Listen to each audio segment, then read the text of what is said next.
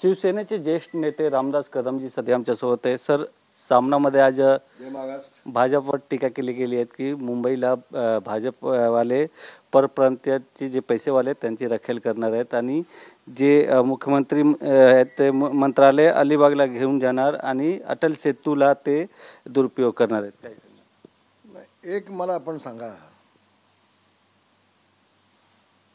अटल जीना बदनाम करण्याचं पाप या मंडळाकडनं काय होतंय?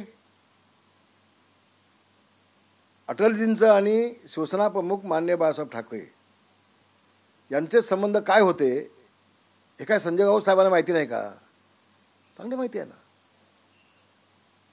मग अटल सेतू सारख्या बाबीला किंवा अटलजींच्या नावाला असं बदनाम करणं हे 100% निषेधार्थ आहे. आणि अटलजींच्यामुळे युती टिकली होती. उलट शिवसेना भाजपची ह्या तर सगळे मंडळी विसरलेत, यांना भान नाही, बेभान झालेत, काही लिहित आहेत. आणि प्रश्न झाला मंत्रालय आणण्याचा.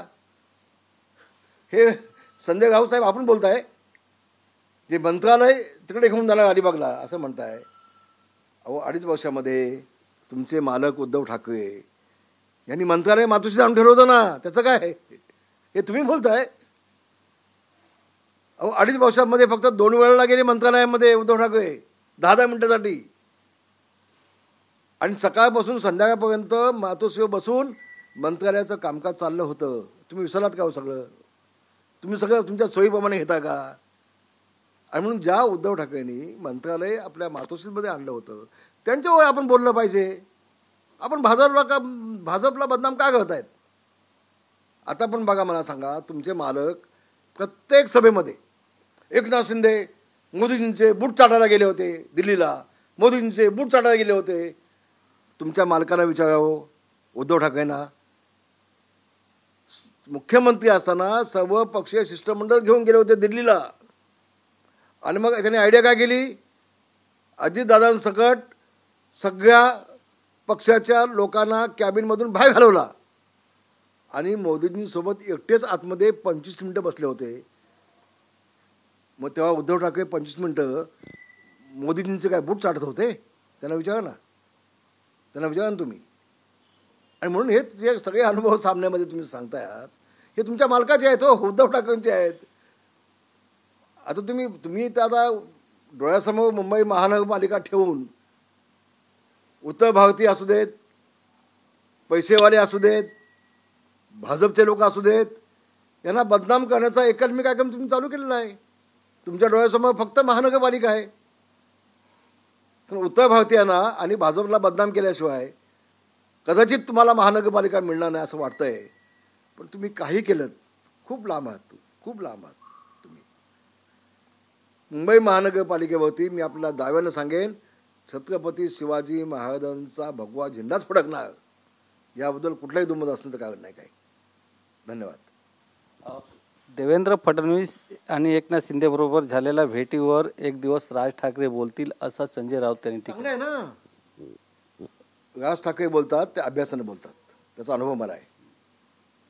तुमच्या मालकामध्ये आता पगाशी मराठीचा अजेंडा घेऊन ज्यावेळेला दोघांचा मेळावा झाला तर काय बघायला मिळालं? राज ठाकरे फक्त मराठी भाषेवरती बोलले आणि तुमचा मालक उद्धव ठाकरे ते अगदी शेतकऱ्यांचा विषय,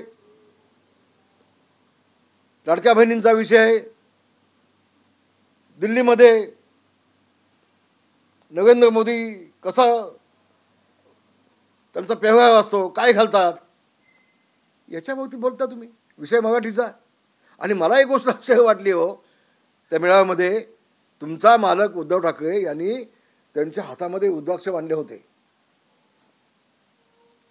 ते स्वतःला बाळासाहेब समजा लागले. आता रुद्राक्षाची माळ फक्त बाळासाहेबांना सोबत होती, उद्धव ठाकरेला नाही आहे. आणि माळ बांधताना त्याला खूप पथ्य पाळायला लागतात, हे उद्धव ठाकरेला माहीत नाही.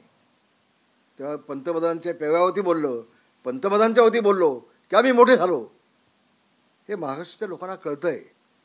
उलट महाराष्ट्रानं आज बाळासाहेब असते ना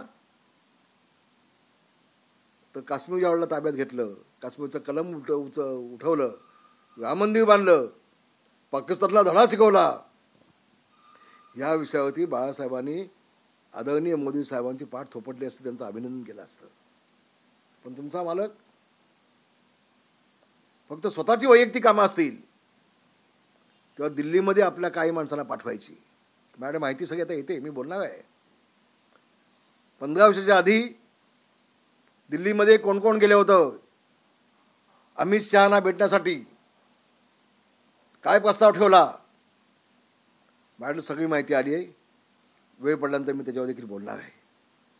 आणि म्हणून इकडं बूट चाटाच्या गोष्टी करायच्या आणि गपचूप अमित शहाकडे आपली माणसं पाठवायची. हे धंदे थांबवा, आता थांबवा, मलाही बोलायला लावू नका.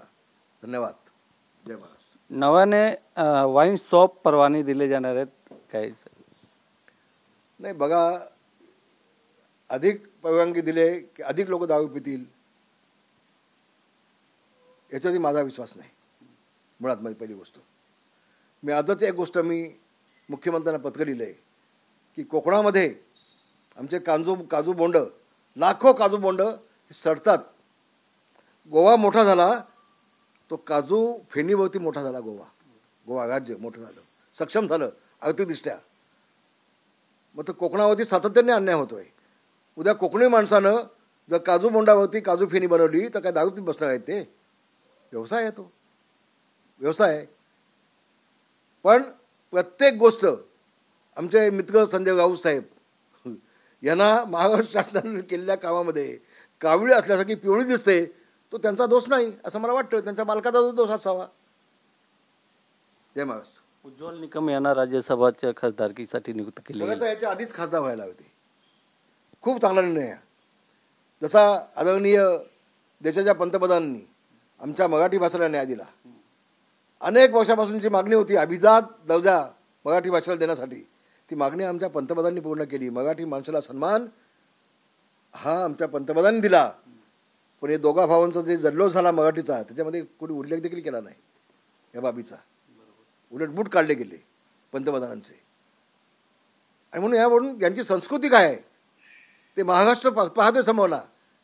अरे ज्याची खावी पोळी त्याची वाजवावी टाळी, हे सांगा तुमच्या मालकांना, उद्धव ठाकरेला आणि संजय राऊत साहेबांना. तो अभिजात भाषेला, आमच्या मराठी भाषेला जो दर्जा दिला त्या पंतप्रधानांना मी सॅल्यूट करतो, त्यांचा आभार मानतो, त्यांना धन्यवाद देतो.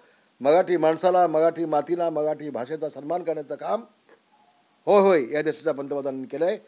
साहेब असते, आज शिवसेना प्रमुख असते, बाळासाहेब असते, प्रचंड खुश झाले असते, प्रचंड खुश झाले असते. पण त्यांचा मुलगा दिवाटला निघाला, त्याला काय करायचं आम्ही?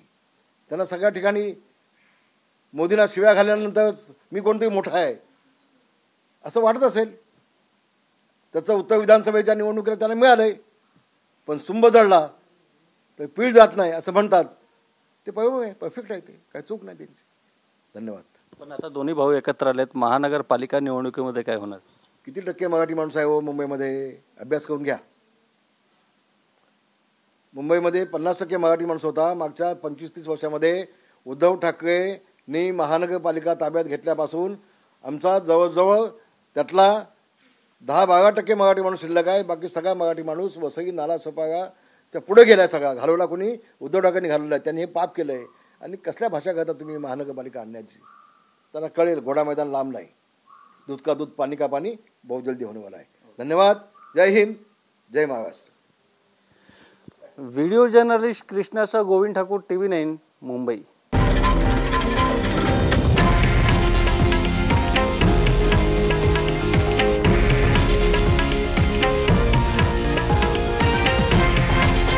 हे आहे देशातील नंबर 1 न्यूज नेटवर्क आणि आपण पाहत आहात TV9 मराठी, एकमेव.